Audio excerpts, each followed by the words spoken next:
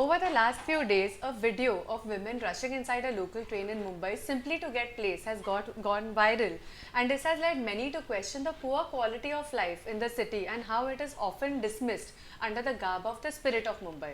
There have been arguments in favor of the city as well as against. And yes, there is no denying that the experience of travelling in Mumbai's suburban railway system is suboptimal. As per the railway's own admission, during peak hours, there can be as many as 6,000 passengers travelling in a 12-car rake, which has a capacity of just 2,400. This is 16 standing passengers per square meters, which is extremely dense. Some of my friends who have newly shifted to Mumbai have in jest also called stations like Kurla a human rights violation. Now, while the suburban railway system of Mumbai is not perfect, one cannot deny that it is the lifeline of the city that brings the city to a complete grinding halt if anything goes wrong with it.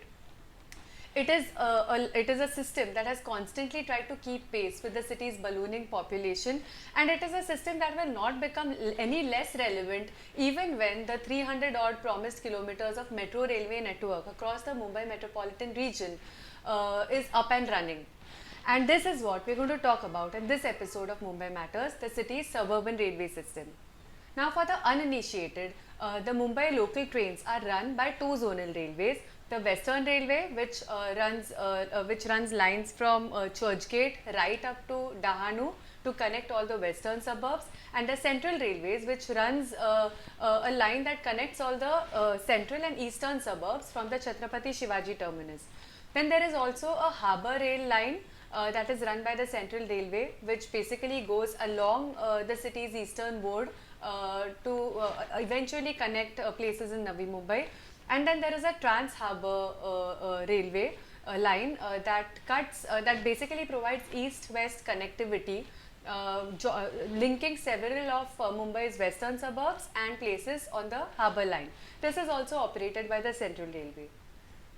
Mumbai has a suburban railway network of about 459 kilometers, on which roughly 3,000 trains run on a daily basis to cater to 75 lakh passengers. The trains run at their maximum possible capacity, and even a 5-minute delay or even if one thing goes wrong, it throws the entire schedule out of gear. There have been many attempts at improving the railway infrastructure on the central and western railways, and while these have helped to a great extent, they have basically made the travel only less worse and more bearable.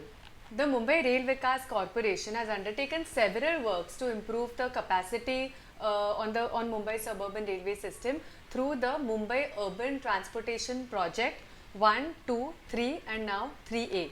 Under the Mumbai Urban Transportation Project, or MUTP 1, which was planned at a cost of 4,450 crore, the Mumbai Rail Vikas Corporation, or the MRVC, purchased new rakes, expanded the 9-car rakes to 12-car rakes on the Central Railway.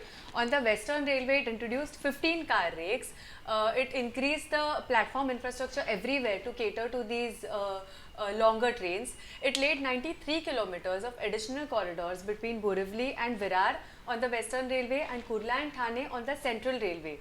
Extended the Western Railway's connectivity right up to Dahanu in the extended Mumbai metropolitan region. It also undertook the mammoth task of converting the power supply systems to DC from AC for better reliability and to be able to run these 12 and 15-car rakes. All this, MRVC said, increased the carrying capacity by 33% and reduced the overcrowding by 20%. Then under MUTP2, the present estimated cost of which is 8,087 crore, it started expanding the network considerably, laying 5th and 6th lines between Thane and Diva, extension of the Trans Harbour line to right up to Goregaon, and getting 12-car services to run on the harbour line as well.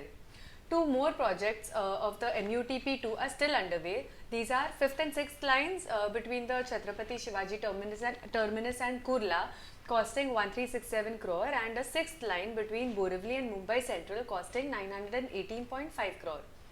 All of this was to increase the capacity of the suburban railway network by another 30% beyond what MUTP1 already did. Then the MUTP3 was included in the railway budget in 2015-2016 with an estimated cost of 10,947 crore. Under the MUTP3, many projects such as a new suburban railway corridor between Panvel and Karzat, another between Airoli and Karwa, then quadrupling of the Virar-Dahanu line, and taking measures to control trespassing on the central as well as the western lines have been undertaken and are still underway. Under MUTP3, for the first time, the railways also introduced an air-conditioned rake.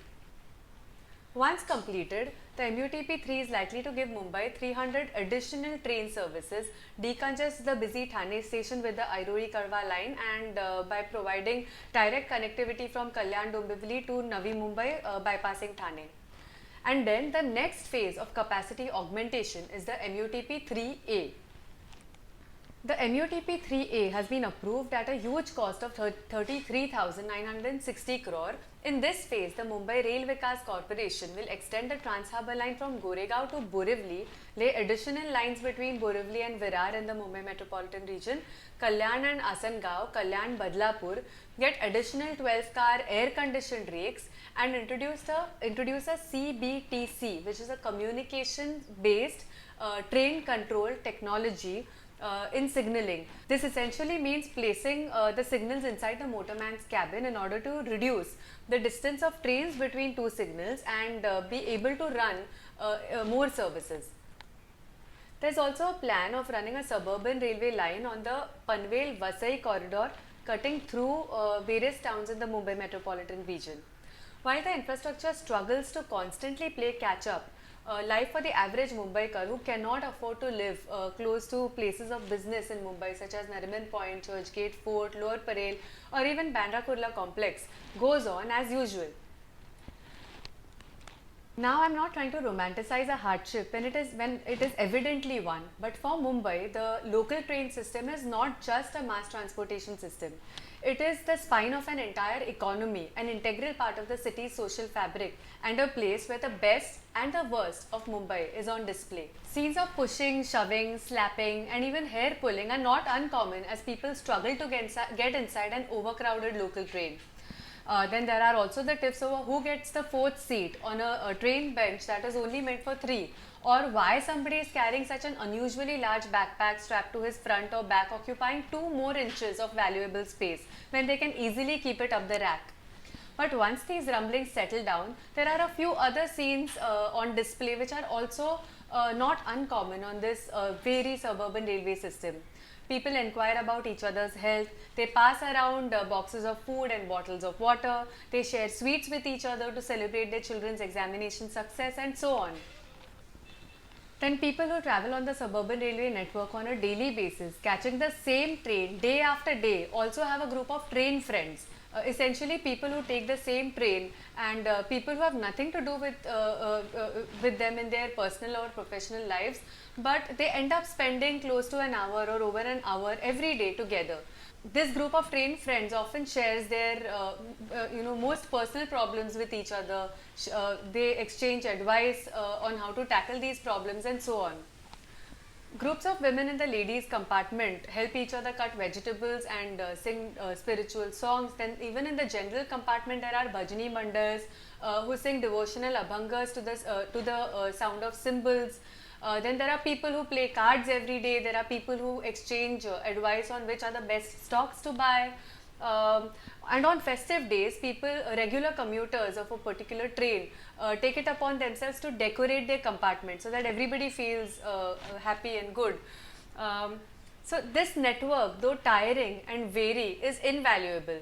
And one can only hope that when all the metro lines start in their full glory and all pending suburban railway projects are completed, at some point people will share a video like the one they shared a few days ago, and someone will comment, this is how people used to travel in Mumbai suburban railway trains in the past. And someone who would be sitting enjoying the breeze on the window seat of a Virar local perhaps will think, thank God I never lived in Mumbai back then. And that's all I have for you for now. I am Mansi Phadke, Deputy Editor with The Print. Thank you so much for watching Mumbai Matters.